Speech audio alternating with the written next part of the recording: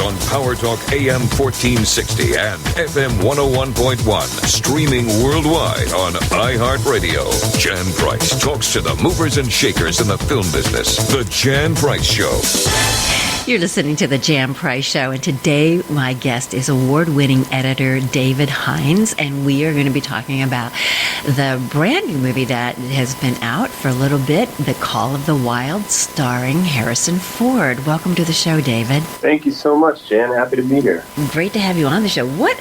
First of all, I have to tell you, I did enjoy this movie much more than I thought I would, to be honest, and it did make me cry. And we're kind of from Jack London country here, but it was amazing. I mean, the animatronics, and so we're going to talk a little bit about that. I mean, they were really, truly amazing. So how difficult was it for you to edit a film with so much CGI in it as this one? It was a huge challenge. I mean, it took quite a bit of imagination to edit a film like this. You have to realize that not only is the main character of the film entirely computer generated, but we didn't film it in the Yukon. We filmed it in California. So basically all of the background and vistas and almost everything you see in the distance is computer generated as well. So it takes a lot of imagination to sort of edit a film like this together, having so little of the finished product available to you as you're doing it. I can't even imagine what that would be like. Whereabouts in California did you film it? Primarily Southern California. They sent a few units up to the Yukon for some aerial photography and background plates and things like that. But in terms of the actors, we were in and around Los Angeles, which is so ironic because I worked on so many movies that have filmed in Canada, and more often than not, those movies are set in the U.S. And then here's a movie that's largely set in Canada, and of course we film it in the U.S. Of course. Of course. It makes sense, right? The magic of movies, I guess. Exactly. So how did you do that? Because you're trying to edit it, but you don't really have all of the footage to edit because of all of the CGI that had to be put in. So how? Well, I mean, that had to be daunting. And before we started recording, you said literally you finished re-editing how long before the movie was released? My last day on the film, I think, was 3 weeks before or maybe 2 weeks before the release. So a film like this with so many visual effects, they really take up until the very last moment available to finish the effects, So all of the last minute effects and color tweaks and sound adjustments in the mix, all of that was being done in the final weeks leading up to the release, which isn't that uncommon. No. But to answer your first question, to edit a movie where the main character isn't there and never speaks a word is a pretty daunting task. And so what we did was we had some really extensive planning. So typically as an editor, I don't start on a movie until usually right before they start filming, sometimes even after they've filmed. But on this movie, I was actually a part of it for nearly a year before photography began. And the reason is that they knew Buck the dog was going to be CG, and they wanted to figure out how to plan each scene knowing that he wasn't going to be there on the day. So we did what's called previs, which is sort of like a moving storyboard version of the film. If you imagine kind of a rudimentary, almost video game-like cartoonish version of the film, we put that together first, and then we went and filmed the movie. So in any given scene, as the footage was coming in, I would get footage of Harrison Ford, and I would not have footage of the dog, but what I did have was footage we had created prior to the shoot that I could kind of use as a placeholder to create these scenes between Harrison Ford and the dog, if that makes sense. It does. So you said it's not unusual to finish a film 2 weeks before it's supposed to be released. I mean, are you bald? Have you ripped out all of your hair at this point? It can get pretty stressful. It can definitely get pretty stressful. And what's so interesting now is, It used to be that you had to strike a film print and that the film prints had to be shipped all around the world. Well, now largely what happens is they're all delivered digitally. And the scary thing is with these digital versions of the film, they call them DCPs. DCPs can actually be updated remotely. What that means is there may come a time when you could work on a film right up until the moment it's released. That's a scary thought. Wow. It's already stressful enough, but I think the technology is getting there to actually do that. Hopefully, for my own sanity, people don't utilize that too much in the future. That's amazing. That really is amazing. So I was going to say, what is your biggest challenge with this film? But I think that you answered my question. I think that probably had to be the biggest challenge. I did see when Harrison Ford was out promoting the film, and they showed a scene, one of the initial scenes when he first meets Buck, and then I think it was on Jimmy Kimmel, and he said, but there's no dog there. There's no dog there. So how is that for the actor too, to be, because the whole film is with him and Buck, I mean, it's the movie about them and their relationship, although there's other people in this movie too, but how difficult is it for the actor to do that, and then for you to also still edit that performance too?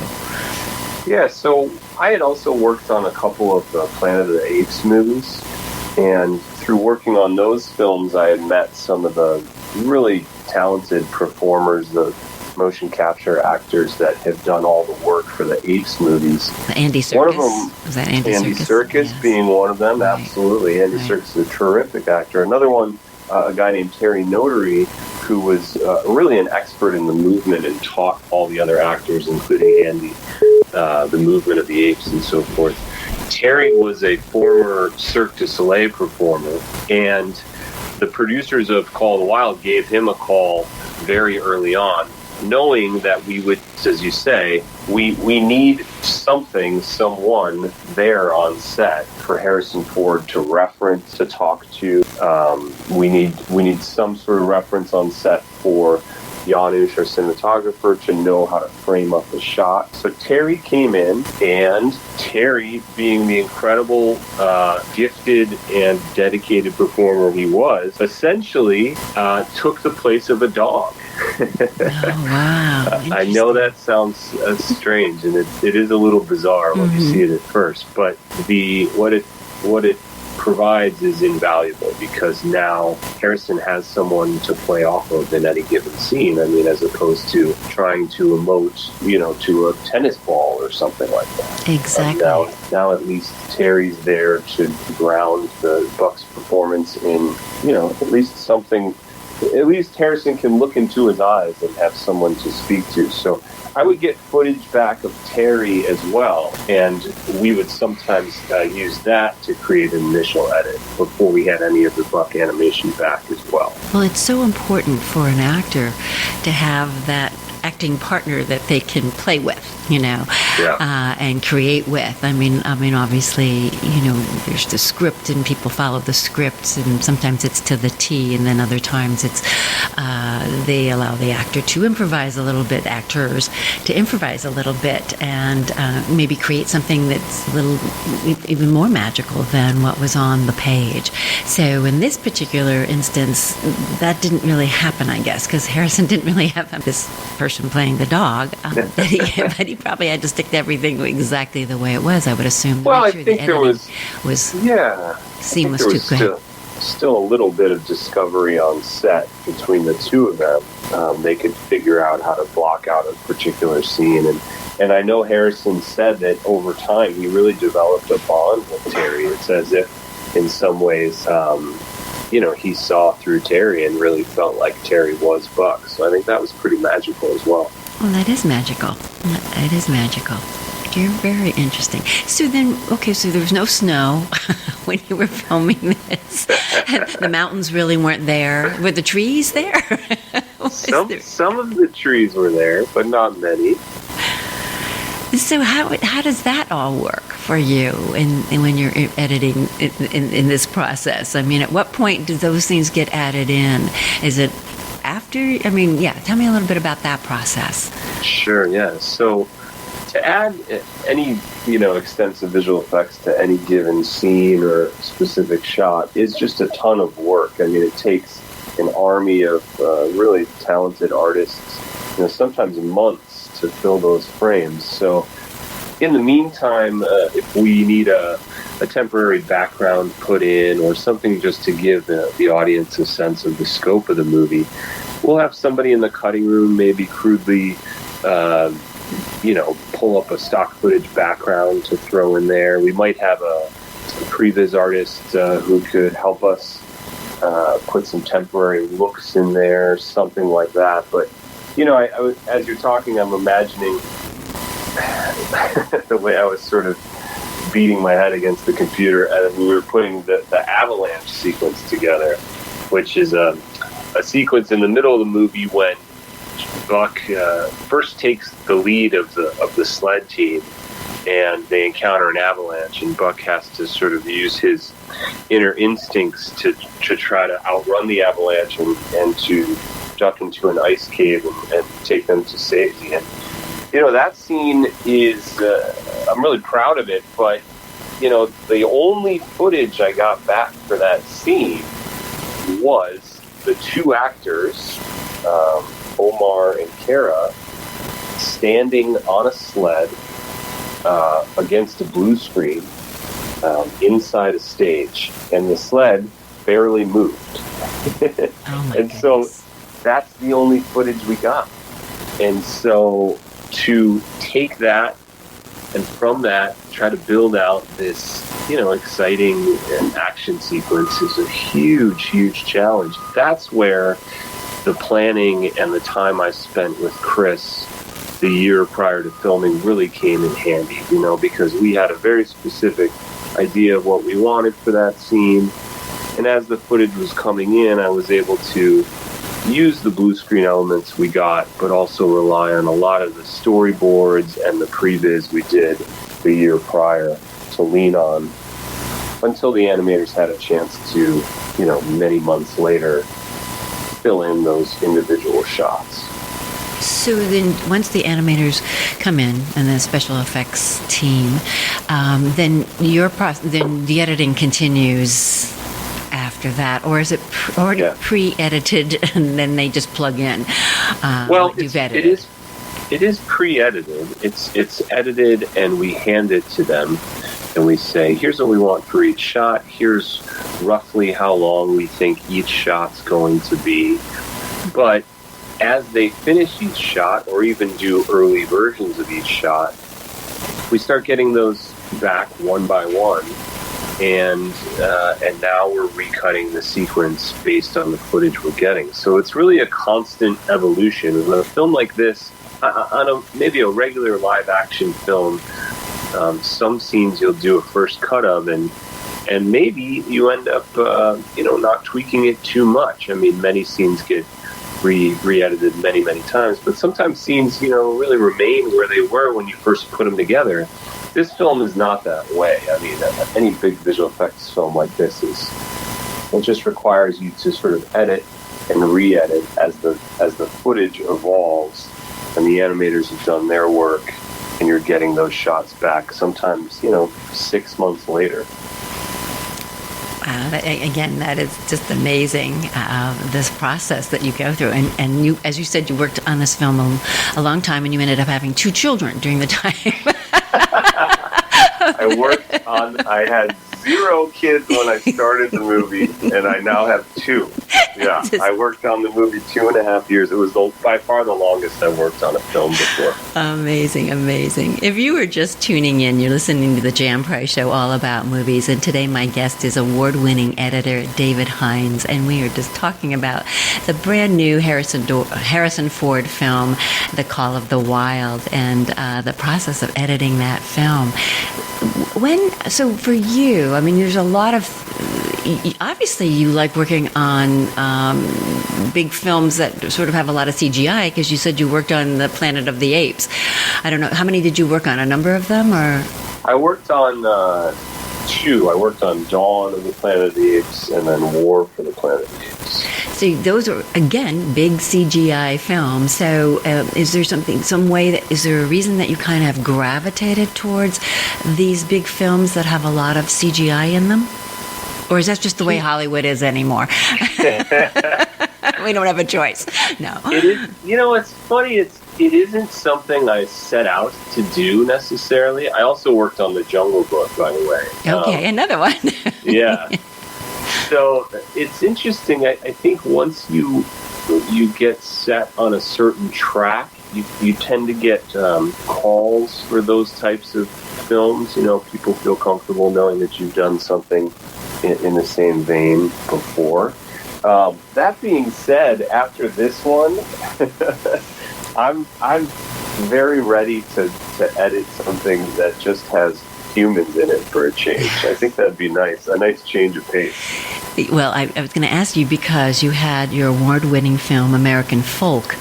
Let's talk a little bit about that. You did more than edit on that, correct? Yeah, I wrote and directed and edited American Folk, which was a very small road trip movie we made with non-actors, and 2 musicians played the leads in that film. It's about people coming together in the wake of 9/11. These 2 strangers get stranded in Los Angeles when all the planes are grounded on 9/11. They both need to get back to New York, so they hop in this old van together, and they travel across the country in the days after 9/11. It was really just, I was feeling so much divisiveness in the country at that point, and I don't know that it's gotten much better since then, but I was really feeling like we could use a reminder of what it felt like in those days, where everyone felt so connected and really just were looking out for one another. So it was a total change of pace from working on a big action visual effects movie. We made it on a very modest budget, and actually drove across the country and filmed it ourselves. No visual effects in that one, and so that was a great experience. I did that shortly before Call of the Wild started. So a nice, sweet film that not only did you edit, that you directed and wrote. So what was the difference in that experience for you? I mean, again, you're saying this is character driven, and you drove across the country literally to put this movie together. How is that for you, the whole process of deciding to write it and direct it and now edit it too? It gave me a much deeper appreciation and empathy for what directors go through and just how difficult it is. I always had appreciation for directors, great writer-directors, but I've had times in my editing career sitting in the cutting room with the director, and the director would just be so frustrated and telling me stories about how they wanted to get a certain shot, or they wanted to get a scene a certain way, and they just couldn't do it because of the limitations on the day or schedule, whatever the case may be. And as an editor, never really having that experience myself, I couldn't fully empathize with them. And now, having done it on both sides, sitting in the cutting room thinking, oh my gosh, how am I going to put this together? We didn't get the footage we needed, and being reminded of all the limitations on set. It gave me a profound sense of empathy for a director and everything they go through. But it was exciting, and it was a great challenge for me, and I think in the end it's made me a much better editor in a lot of ways. It's just a deeper level of storytelling, which really, at the end of the day, that's what an editor is anyway. That's right, because they say a movie is made or not in the editing room. That you can. It's the editor that has all the power to even elicit the performances that are that we see on the screen, and it's always interesting to realize that it's the actors may be doing one thing, but then you're in the editing room cutting it in a certain way so the performance can appear different than perhaps it was filmed. So, do you have plans to write again and direct anymore, or was that for you enough? Never say never. I'm at home playing full-time dad right now, which is great that my schedule worked out and I'm able to do this with the newborn. Definitely once the kids go to bed, I'm kind of tinkering with a few ideas here and there, but I'm very much creatively fulfilled as an editor, and really ultimately I think my career is just going to come down to the right project at the right time, whether that's editing or directing, we'll see, but I think I'll probably stay on the editing track for quite a while. What made you decide to become an editor, David? To me, okay, so I always wanted to make movies. Always, ever since I was a little kid. It was all I could think of to do. I mean, there weren't any filmmakers in my family. I grew up in the Midwest, pretty far away from Hollywood, and the idea of pursuing a creative profession and a job in Hollywood was kind of a pipe dream, but I kept at it, and I went to film school, and one of the very first film classes I had, we had a project where we were cutting film. We were actually splicing together film, and everyone got this same footage, 16 millimeter footage it was just some really simple shots of some kids playing hide and seek, and this was our first class project, and there was no roadmap, there were no rules. You just got the film, and you had to cut it together.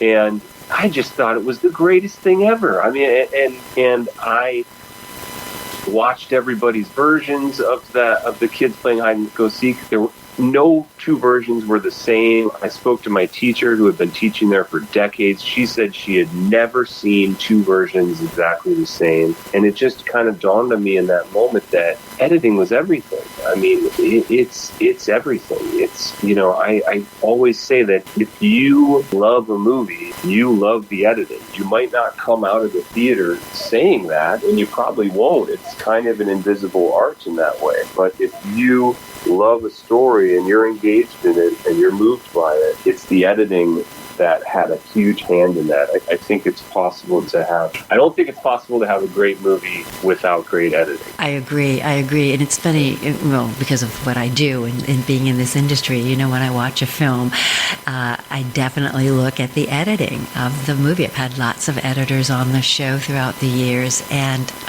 sometimes I go, gosh, they should have been edited better. It could have been edited better, when you're sitting there and go, they didn't cut that quite right, when you begin to look at it that way. I don't know if everybody else in the world looks at it that way, but I certainly do.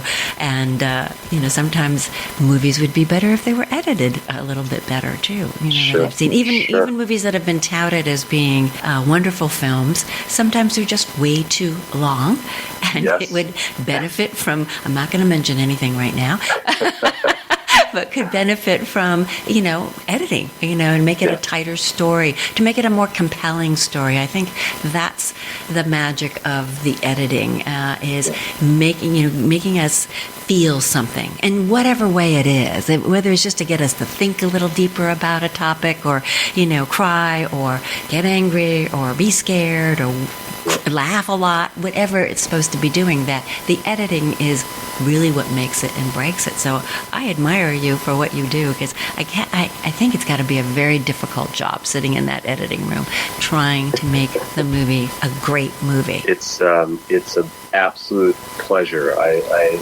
enjoy it immensely, and it's one of the very few things in life I've found that I can just totally lose myself in. I look up at the clock and it's 6 o'clock at night, and I realize, I haven't eaten anything all day. I should probably eat something. I just absolutely love it, and am so lucky to get to make movies for a living, to get to edit for a living. It's a great, great joy. It's a true passion.